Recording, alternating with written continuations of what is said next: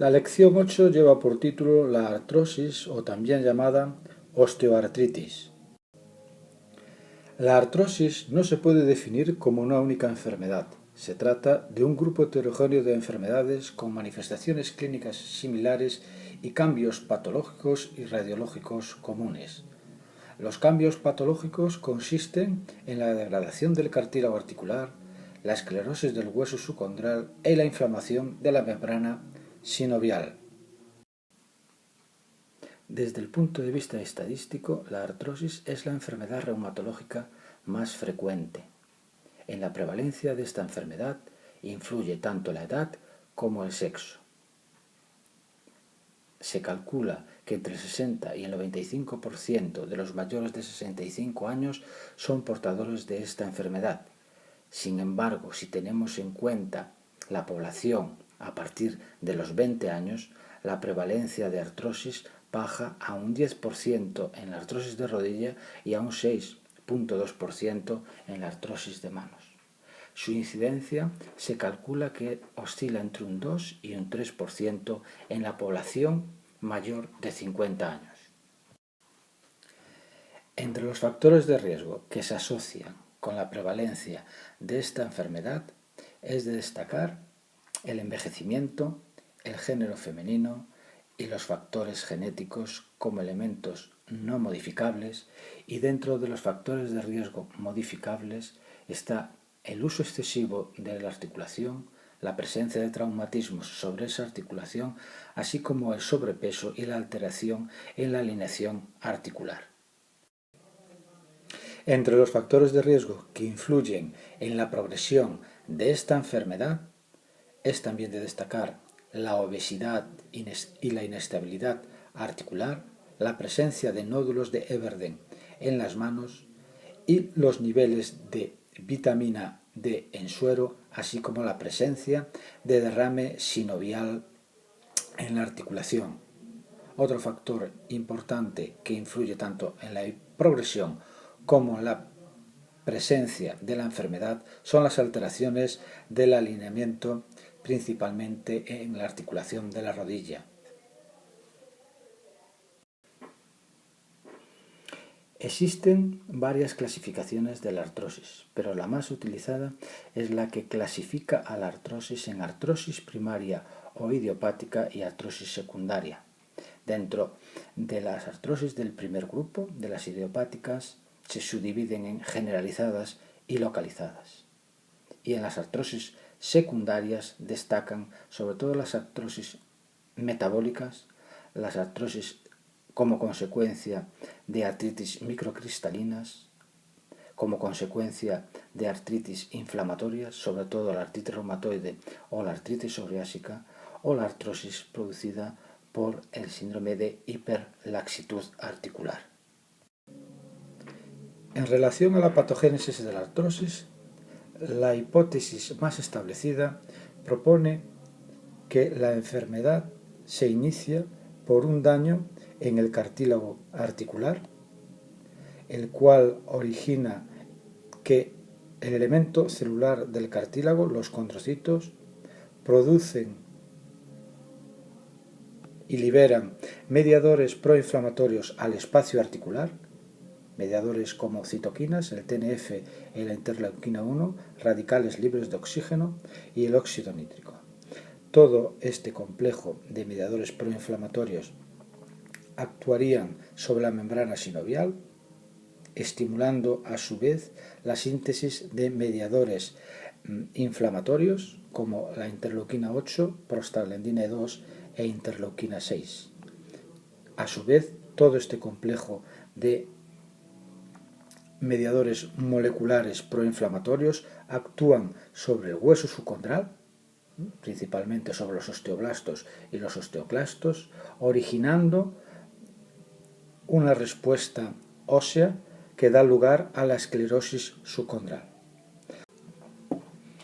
En resumen, desde el punto de vista patogénico, podemos decir que en el proceso artrósico interviene el cartílago articular, la membrana sinovial y el hueso subcondral, dando lugar a la destrucción del cartílago articular como elemento iniciador y predominante, y de forma secundaria la inflamación de la membrana sinovial, originándose sinovitis, y la esclerosis subcondral. Las manifestaciones clínicas de la artrosis se caracterizan por un dolor de tipo mecánico, por la presencia de rigidez articular menor a 30 minutos y una pérdida de la función articular. Los signos que presenta una articulación que presenta artrosis son la crepitación y los chasquidos, que se suelen acompañar de deformidad articular y en ocasiones de derrame sinovial. La presencia de cojera es un signo característico cuando la articulación afectada es la cadera o la rodilla. En esta diapositiva se muestran las dos alteraciones de la alineación que se asocian con más frecuencia con la artrosis de rodilla, el genu varu y el genu valgum. El genu varu incrementa el riesgo de artrosis en el compartimento lateral interno, mientras que el genu valgum incrementa el riesgo de artrosis en el compartimento lateral externo. En ocasiones, el derrame sinovial es una manifestación que está presente en la artrosis de rodilla. Es una manifestación que se caracteriza por tumefacción en la bolsa suprarrotuliana. El examen del líquido sinovial que se obtiene en estos pacientes muestra un líquido sinovial de características mecánicas, es decir, un líquido transparente con una viscosidad alta y un número de células que suele ser menor a las 2000 células por centímetro cúbico. La radiografía simple es la prueba complementaria que más información aporta para el diagnóstico de la artrosis.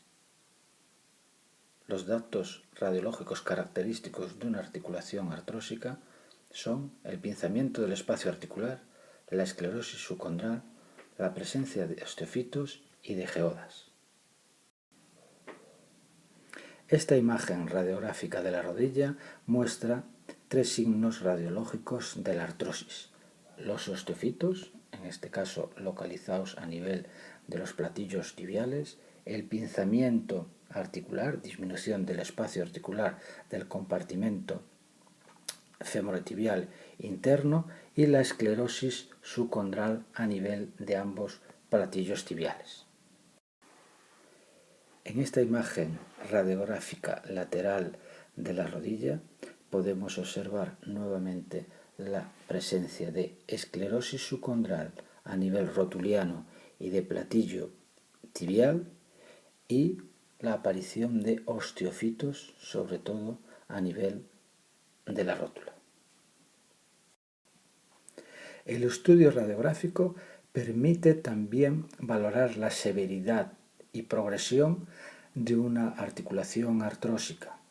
Existen varias escalas diseñadas para evaluar la progresión radiológica. Dentro de ellas, la escala KL es la que se utiliza con más frecuencia.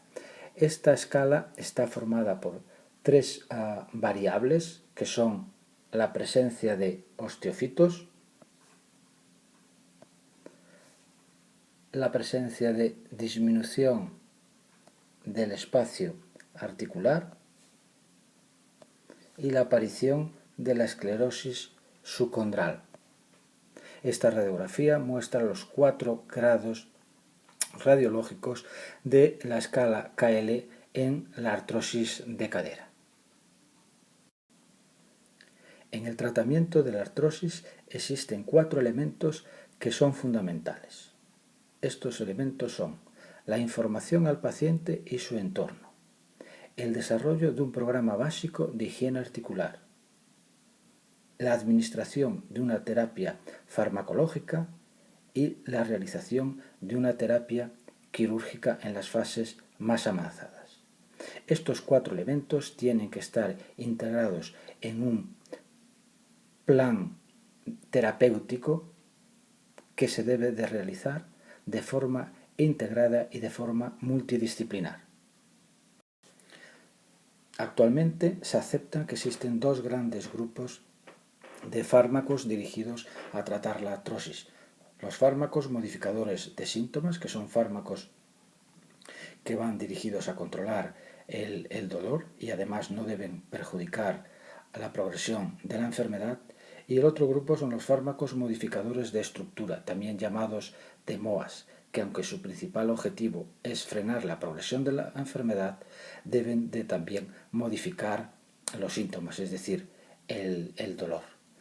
Dentro del primer grupo de los fármacos modificadores de síntomas existen dos subgrupos, los de acción rápida, los clásicos analgésicos y antiinflamatorios no esteroideos, y los de acción lenta, también llamados SISADOAs. Es importante recalcar que actualmente no existe ningún fármaco en el mercado con indicación de fármaco modificador de estructura. Los fármacos que actualmente se utilizan para tratar la artrosis son el paracetamol, los opiáceos como el tramadol y la codeína, los analgésicos tópicos, los antiinflamatorios no esteroideos y los SISADOAs como la glucosamina, condroitina, diacereína y ácido hialurónico.